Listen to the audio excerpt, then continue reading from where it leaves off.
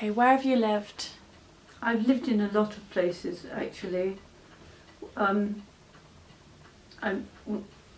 moved away from home when I was about 17 and came up to London and lived with some young people that my parents felt would be suitable to be in loco parentis, was the term they used in those days.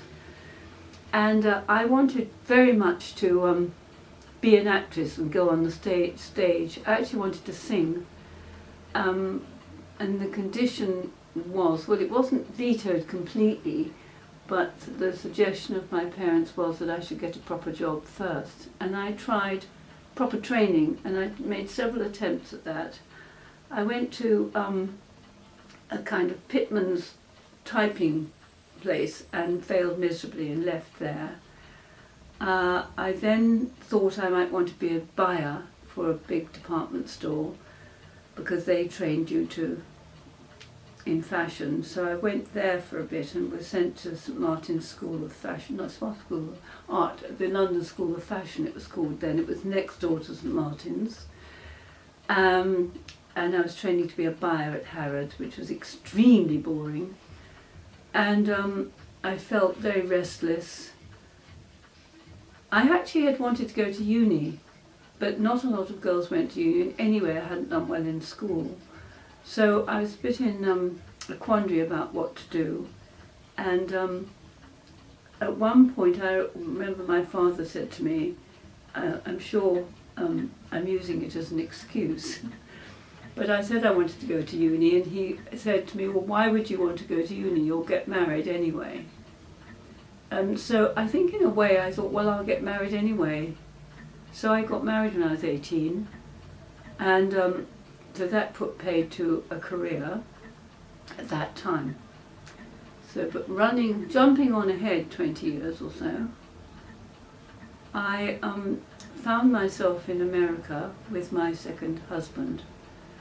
And then I did go to university in Philadelphia and got a degree, and also extended my training in child development and got interested in that field, and began working in a fairly respectable clinic there in Philadelphia. It was quite well known at the time, treating autistic children, which was quite an unknown diagnosis for a child pretty much in those days.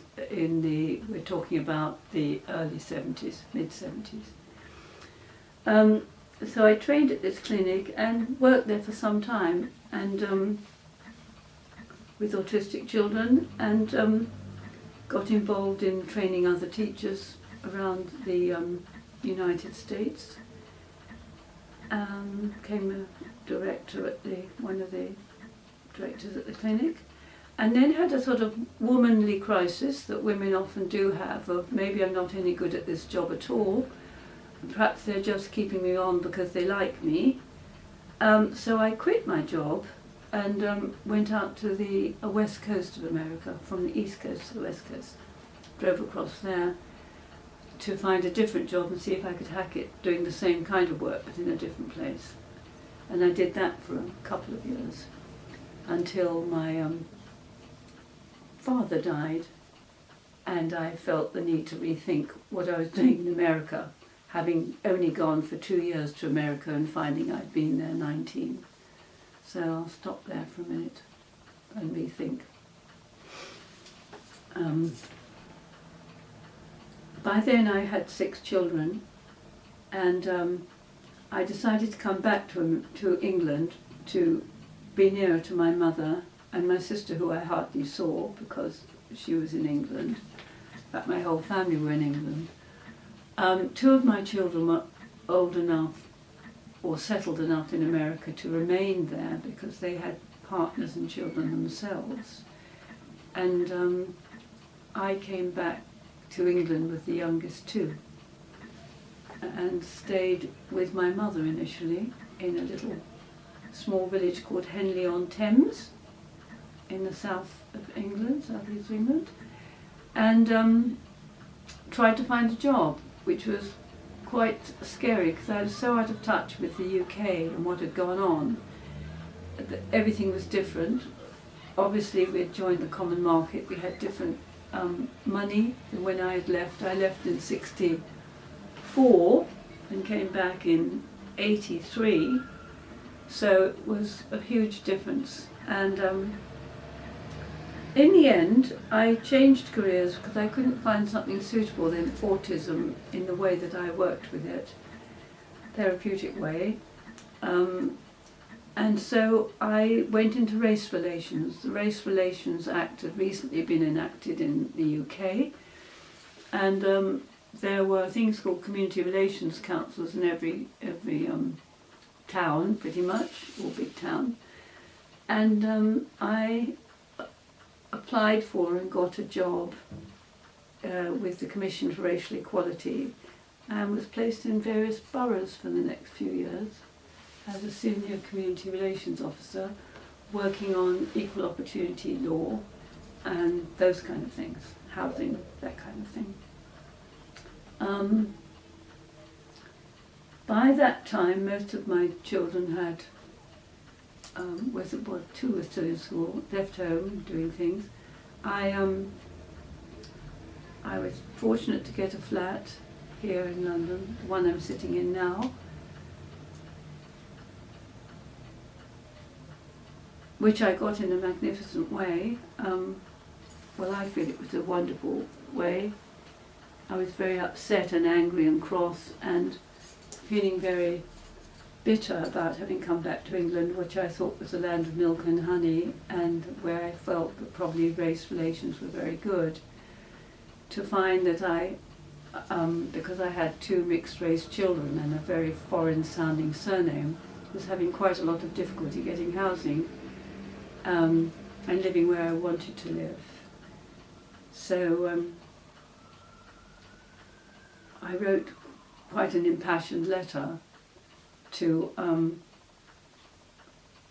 member of the royal family about it, saying what a disgraceful state of affairs I felt things were in, but not really up, just sort of venting really, not expecting a reply of any kind.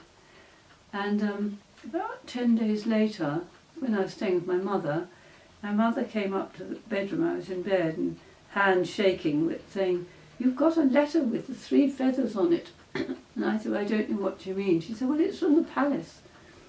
And it was a response to my letter saying that they were offering any help or advice they could, put it that way, something like that.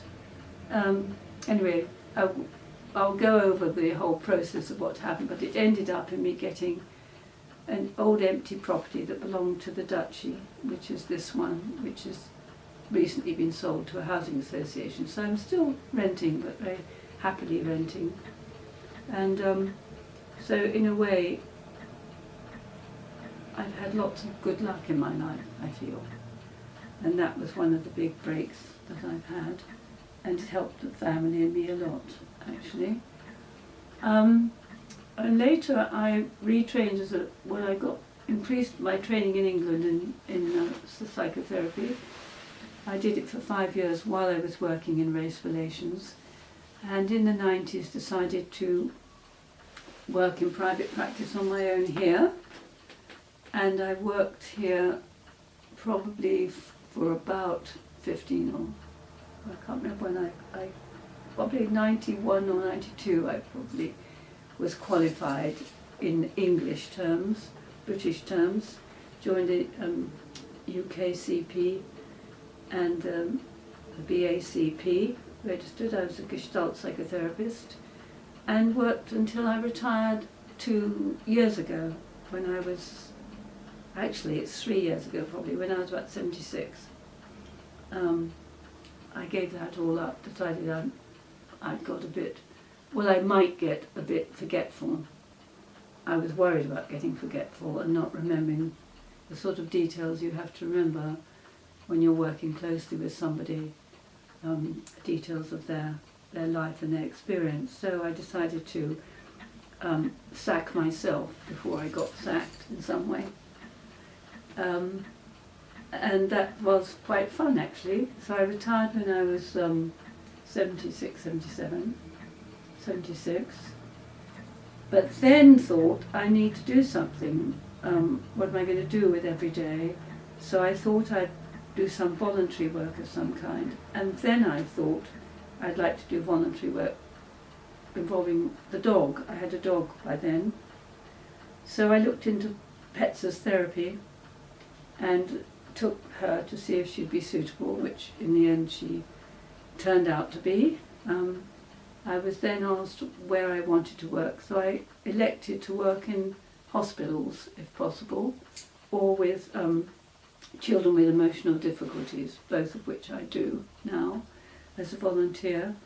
So I've got a permanent volunteer work in St Thomas's Hospital with Dorrit, and then I have occasional work when it comes up with maybe a CAMS project, children who have got dog phobia, something like that, or mental health clinics I have been to, and a little nursery school I've also volunteered in. So it depends, it's varied work, and it's very rewarding actually. So that's pretty much me now.